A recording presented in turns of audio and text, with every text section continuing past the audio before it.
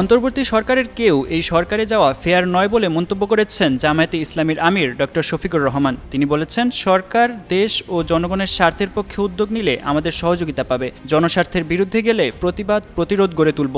মঙ্গলবার শপথের পর সাংবাদিকদের এসব কথা বলেন জামায়াতের আমির। তিনি বলেন, আমরা জুলাই শহীদদের শ্রদ্ধা জানাতে পারি নাই, সরকারি দল হতে পারি নাই, আফসোস নাই।